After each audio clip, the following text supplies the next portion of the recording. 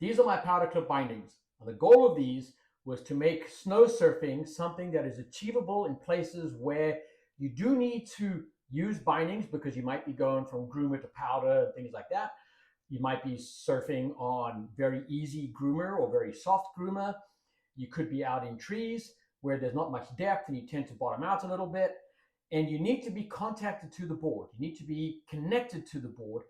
But at the same time, you're looking for all of that freedom of movement, that ankle movement that you would have if you were riding without bindings. So there's a couple of things that really make these feel very surfy. One of them is the weight. They weigh under 500 grams each. Now you consider that most resort bindings are 1,000 grams, 1,200, even 1,400 for some of them. It's less than half the weight. And that really makes a difference when you're looking for that snow surfing feel. You really do feel that weight. The other place where the weight comes in is if you're having to boot pack up to places. You're maybe going looking for powder stashes, maybe you've got snowshoes on, maybe you're just boot packing, and you're carrying this board. And you notice if you have another 1,000 or 1,500 grams in your hand or on your back, you feel it. So that also comes into play. Now, why would you need to be connected to the board if you're snow surfing? Well, there are a lot of places, for example, where there's not a lot of snow depth, or the terrain can go from being powder to having some chopped up stuff. Maybe you've got some powder stashes at your favorite resort and you're ducking off into the woods. You're doing a dozen turns out in the woods in really nice powder, but then you're back on a groomer and you've got to go a few hundred meters before you get to the next spot where you've got your next powder stash that you can jump into.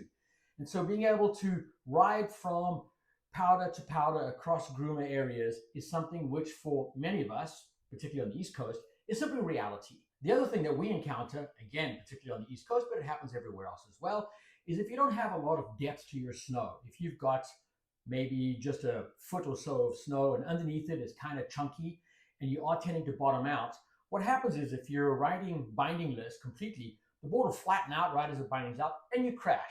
Whereas if you have something connecting you to the board, you can still recover from that. You can still make turns. You can also hop turns and things like that if it becomes necessary.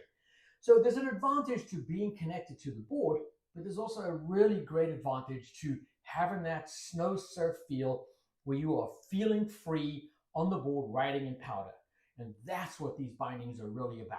The next thing that's important with these bindings is the flex. These bindings are really flexible. You can see here how much they flex underfoot. So when your boot is in this binding and it's torquing back and forth, you really have a lot of ability to flex the binding this way, just like you're not wearing anything at all. And the binding also flexes this way and it flexes this way.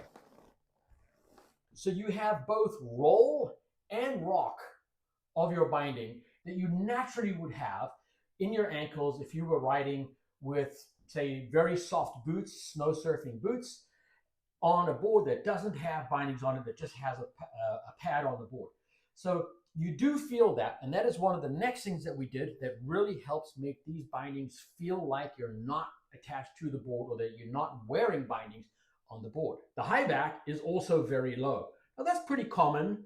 You can find them on other bindings. There's other bindings out there that will have a low snow surfing or for freestyle park riding, low high backs. So that isn't reinventing the wheel, if you like, but it's just another thing that contributes, that allows the back of the boot to flex out a little bit and helps with that snow surfy feeling. So you have control, you have that heel side edge, but it is greatly reduced. The base plate of the binding is a polyethylene thermoformed sheet that has a lot of flex, but the contact point on the board itself is using an aluminum disc that holds the whole system to the board. And so you have this small section in the center of the binding, which is, if you like, your pivot point that holds the binding in place. It keeps the whole system nice and strong so you don't get failures. But then the whole binding can kind of flex and move around this central point. Also, because of the fact the whole binding can flex, it means that you don't have those hard contact points under each foot disturbing the natural flex of the board. The board will have a really good feel underfoot because the size of this disc is so small that it's not interfering with the overall flex of the board. Now, one of the things you've probably figured out, that you've spotted, is that I have my buckles on the inside of the foot and not on the outside of the foot. That's not a mistake. That is done intentionally. There's two reasons for that. First of all, I find it's a lot easier to reach down between my feet to attach the binding than it is to reach around to the outside of my foot to attach the binding. But the other one is that there's definitely a hard point that you can feel from the buckle itself. And I find that I prefer the feel of that hard point in the middle of the binding rather than on the outside of the bindings. It just, to me, feels more natural. It's a better feel. Again, it just contributes to the overall system and flex of the binding. So there is your binding flex. You can see how much that's moving. Now, it's not exactly like not having bindings on the board. Of course, you're going to have greater movement of your ankles in general, and of course, lighter weight if you have no bindings on the board. The goal of the powder clips is not to say these are the same as having no bindings. It's to bring a binding that connects you to the board as close as possible to riding no board or Yukita, which is bindingless, but still have contact. I have here two examples of really soft boots. These I both like to ride. These are 32 Christiansens. It's a leather sort of snow surfing boot. It is designed to go in a binding. It's not like Footloose, for example, which isn't. And this here is the Taro Tamai from K2. These are my preferred boots. This is what I like to ride with. Both of them have great flex. They're a little bit different. If I'm going to be a little bit more in resorts, I will tend to ride the Taro Tamai. It has just ever so slightly more support. And if I'm going to be exclusively in powder and I'm going to be boot packing, I tend to move over towards this boot. But you can see they both have really good flex. This one here, you can see it has way more lateral flex, right? So this really is a much more snow surfy feel. It really does take the powder clip feel to the next level where you feel like you really are snow surfing compared to the Taro Tamai, which is a little bit stiffer. A couple of things about the binding itself. How do you adjust your foot on the binding so that you are centered on the boot? That is done by moving the high back forward and back through these connection points. There's a series of holes, and you can move the whole system forward and the whole system back until your boot is nicely lined up with the center.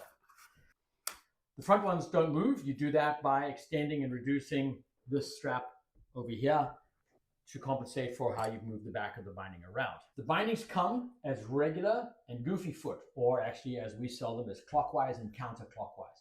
So clockwise would be goofy, counterclockwise would be regular foot. And that is because we don't have a central disc that allows for full rotation of the binding. They are slotted, as you can see. And the slotting on this means that we had to pick one. So the back foot is the same. It's the front foot that's different. So the front foot, you can go from 0 to 45. The back foot goes from -15 to +15. And there's one more thing that you can do, depending on how snow surfy you want it to be. Here you can see the binding set up with a ankle strap and a toe strap. You can move this strap from the rear connection point to the central connection point and go just to this one central strap. And that allows your boot to rock slightly within the binding itself and increases that snow surfing feel while still having contact on the board. This is intentional, and if you're wondering whether or not you have control, check out this video of me carving on groomer. Now I'm going to show you layout carving with my powder clips. Super soft, flexible binding, low back, only one strap.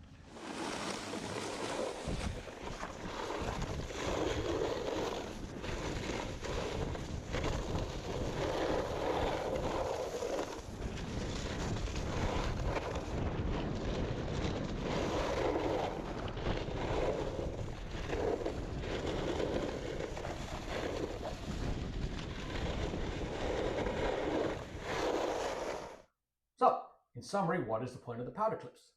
We want to take resort riding as close to snow surfing as we can. We're looking for that maximum snow surf feeling with the realities of being in a resort where you do have to get to the lift, and from the lift to the powder stashes. You might be going from powder stash to powder stash and be going across some groomers. You might be dealing with some moguls and stuff where you need to be connected to the board and you don't want to be walking around inside the resort. Alternatively, you could be looking for some cool stuff in the backcountry where you're boot packing, maybe with snowshoes, maybe not. quick, short runs, so you're not using a split board, and you want to have the maximum powder surf feel, but perhaps the conditions are just not allowing for you to ride with no bindings at all. I think we've really achieved the goal. So far, the people who have been using it have been giving me a big thumbs up. They've really been loving it, and I am now looking forward to my season.